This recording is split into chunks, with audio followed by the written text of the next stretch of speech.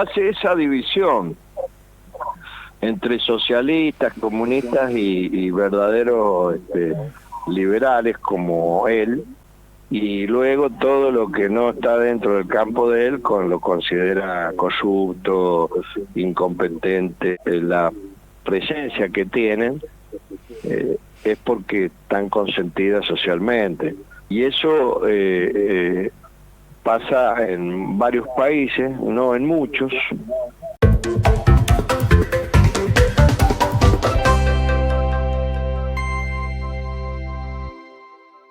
Discurso político, para que nos haga ese análisis, que lo desmenuce prácticamente. Bueno, lo tenemos a él, a Oscar Rivero, quien es docente de la Facultad de Ciencias Sociales y politólogo.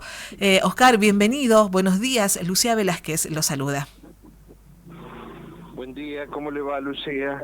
Muy bien. Muy amable de su parte. Por favor, por favor.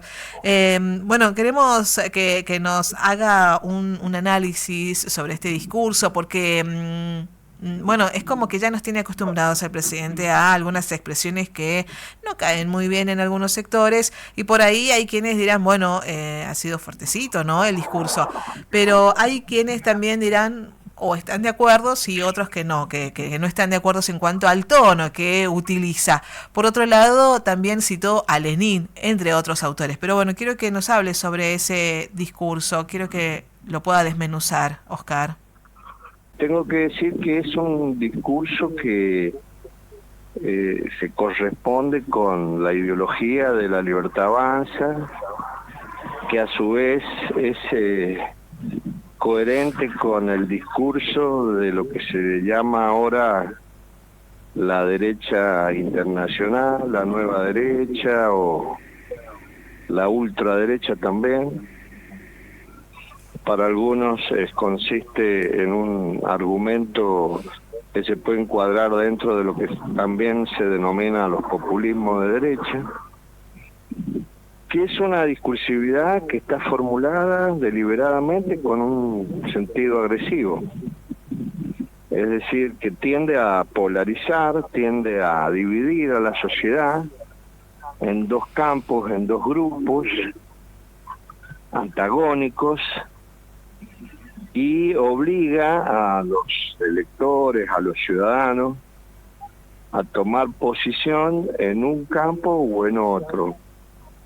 Esto es una distinción o diferenciación desde el punto de vista dicotómico de la sociedad, desde el punto de vista antagónico, que no da lugar a la posibilidad de posiciones centristas. De hecho, él ha explicitado en que el centrismo es tibieza, es una actitud que no tiene importancia política porque termina fracasando, y eso está dicho directamente para con el macrismo, para con el PRO particularmente, que fue desde siempre la crítica que durante la campaña realizó Milei contra la experiencia del gobierno de Cambiemos en el periodo que va desde el 16 al 19.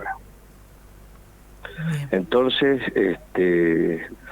esa es una característica, la antagonización, la dicotomía, la división de la sociedad en campos irreconciliables. Por lo tanto, todo lo que significa concertación, acuerdo, diálogo, deliberación, que era en gran parte la bandera que se elevó en contra del kirchnerismo por parte de la oposición, resulta que ha terminado pisoteada totalmente, porque lejos de orientar a la sociedad hacia ese horizonte, lo que hace es antagonizar aún más todavía que lo que en su momento se podría llegar a ver argumentado como crítica de los gobiernos peronistas. Una de las cosas que sostuvo Oscar, en el discurso lo vamos a citar textualmente: mis fórmulas son un poco diferentes, productos de la intuición y de aprendizaje. Nos importa un rábano la opinión de los políticos sobre casi todos los temas. Hacer esta construcción no es libre de costos que se pagan en términos de imagen, subrayó. Bueno, algunas de las expresiones, ¿no? Claro, esa es otra característica que también es la misma que se ha venido trayendo hasta ahora, que es la de la antipolítica. Es lo que se denominaría la casta, digamos, que en la práctica tampoco la ha puesto en discusión, porque todos coincidimos que la conducta de la Libertad Avanza es una conducta de casta, porque ha beneficiado a actores de la política solamente por el hecho de tener la posibilidad de tomar decisiones en favor de lo que le interesa al gobierno. Así que en ese sentido no deja de ser solamente una expresión que, además de ser negativa por sí misma y antidemocrática, no está cumplimentándola en la realidad. En el caso de la antipolítica, lo que le propone a la sociedad es hacer culpable de los problemas de la sociedad, del Estado, etcétera, al comportamiento de los dirigentes que han estado a cargo del gobierno, y no atribuir ese problema a otros factores que pudieran llegar a estar vinculados con estructuras más complejas, como por ejemplo crisis naturales como la pandemia, o guerras entre estados, o problemas objetivos de intereses económicos, de la infraestructura de producción en el caso de Argentina. Entonces lo pone todo en el peso de los gobernantes particulares, concretos, con nombre y apellido, con lo cual culpabiliza a gran parte de quienes han tomado decisiones en el ciclo pasado. Sí, y no solamente, digo, Oscar, no solamente de nuestro país, sino de otros países de Latinoamérica, y también, bueno, había citado al presidente de España en este caso, pero digo, también como situándolos en una vereda de enfrente o situándolos en un lugar muy opositor a él, porque había citado a presidentes... Sí, porque, o sea, hace esa división entre socialistas, comunistas y verdaderos liberales como él, y como se atribuye él mismo, y luego todo lo que no está dentro del campo de él lo considera corrupto, incompetente, inútiles, imbéciles, etcétera. Entonces ahí empieza a emitir epítetos que van contra la persona, sí, de manera individual, concreta, y eso, bueno, eso provoca mucha violencia política, diferencias personales, lo lleva a un plano humano, y eso es muy grave, porque también impide el diálogo, impide la reconciliación, impide los acuerdos, impide el entendimiento entre los dirigentes. Y esta situación la va trasladando a la sociedad, y eso genera violencia social, genera una verdadera grieta entre los miembros de la comunidad, y eso es gravísimo porque trae consecuencias muy perniciosas para una vida popular y comunitaria.